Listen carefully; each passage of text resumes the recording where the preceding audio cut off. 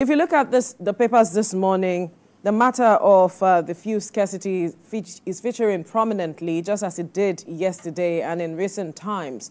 Many Nigerians have been complaining that a country like ours, where we pride ourselves as having a huge deposit of crude, we are still seeing this matter of fuel queues. But now there's the matter of the blame game. There are those blaming the NNPCL, and there are those who are saying perhaps it is a matter of some underlying issues that are coming to play. That's why we are seeing this matter of fuel queues. Talk to us. What do you know about what is going on? Okay, thank you very much. To start with, it is not always, a thing that is so sweet to heart that oftentimes we talk about crisis in Nigeria. This is a country that is producing, as the last count, over 1.5 million barrels of crude daily. Is a country that prides itself as the giant of Africa and so on and so forth. It's a member of the Organization of Petroleum Exporting Countries, and it's so disheartening to note that almost always we talk about crisis in the fuel supply value chain. Having said that, there are two causes to this fuel crisis. Number one is the systemic cause. The number two is the cause that you can see as the present cause for the fuel crisis. We have heard from the Nigerian National Petroleum Company Limited, reason given for this. One of the officials of the company talked about the blockage of scrapple. Mr. Olufemi Shoneye, urged Nigerians that, okay, there's no need to panic buy because there is availability of the products. It's only that, there is a hit in the supply value chain. But the systemic cause for this, and just like you have alluded to it, we have been having blame game. The marketers have been coming to say something. Other people have been coming to say something. And that has always been the stock in trade. We've always been having that trajectory anytime there is a crisis. Now, to talk about systemic cause, remember that Nigeria, as a country that is producing crude oil, doesn't, as we speak now, doesn't have a refinery that is producing premium motor spirit as we speak. The Dangote refinery that people may want to talk about has not started producing premium motor spirit, which is petrol. Now, the four refineries that Nigeria have not started producing. We have had promises from the Nigerian National Petroleum Company Limited that this will be put in place, and we want to Nigerians that are optimistic, we want to believe that will come to pass. But up to this moment we are talking about now, no major refinery in Nigeria is producing premium motor. So what do?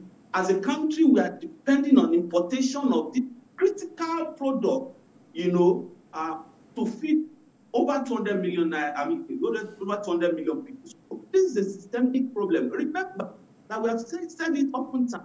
When refineries in Nigeria, when forefathers of Nigeria, because I keep repeating it, when they put refineries in place in Nigeria, 445,000 barrel, capacity refinery, they have made allocation that every day, 445,000 being the capacity of those refineries should be given for the local consumption.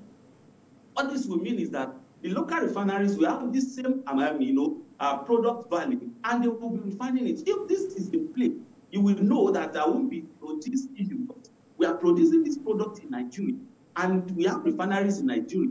The only thing we need to do is take those products to the refineries, refine, and take them, to be supplied to Nigerians. So this is a systemic problem, but we want to believe, as the NNPC has said, the refineries will come on board.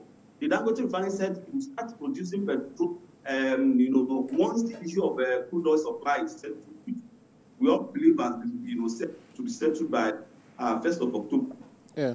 I think that's a systemic issue. But until we tackle that matter from its roots, remember, if there is a fire outbreak and you want to extinguish the fire, the best approach to that is to ensure that you tackle it from the root. So once that is in place, let's just be optimistic.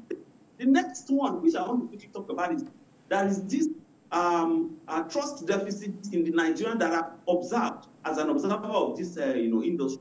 There's this trust deficit in the fuel supply between the marketers and the buyer. Let me explain that. Most times, if a marketer in a filling station suddenly discovers that, unlike the day before, he has more, motorists queuing up to buy fuel, what he's likely to do is to either adjust the pump, to profiteer, or to close his shop, or to call other, marketer to say, okay, what is happening? I see more people today. What is happening? No, that's the one. The number two, on the flip side of it, if Nigerians too, we consumers, anytime we are driving, we are on maybe half tank, and we see 2, 3, 4, 5 vehicles queue up in the police station. Most times we should, because just before that we have that half tank, we'll quickly go and queue, that is what they define as panic buying. With panic buying, with profiteering, if those ones are not in place, I think this matter will not get as far as to see. But generally speaking, the NNPC has promised that they are working on their refineries to make sure that the refineries are back in place to start producing petrol. And the Dangote refinery said to start the production of petrol. The NNPC has said supply will be back to normal in few COP. And I think we want to believe that while we have apportioned the responsibilities to everybody, it's important to note too that maybe based on the trust deficits in the industry, Nigerians too should exercise patience every time, because panic buying contributes to that. And I can assure you, the marketers too have a lot of those to play too, because anytime there is this issue of hiccup in the supply chain, they usually profit. And at the end of the day, it's setting Nigerians against Nigeria. And I think that has to be well put in place and addressed. All right, so it's good that you touched on so many things, because the NNPCL that tried to offer explanation, apart from the supply disruptions, it also mentioned, blamed weather-related, issues, and then warned Nigerians against panic buying, which you've also spoken to. But if you look at, let's look at the broader view of the things going on around the, fuel supply and the scarcity, attendant scarcity we're experiencing.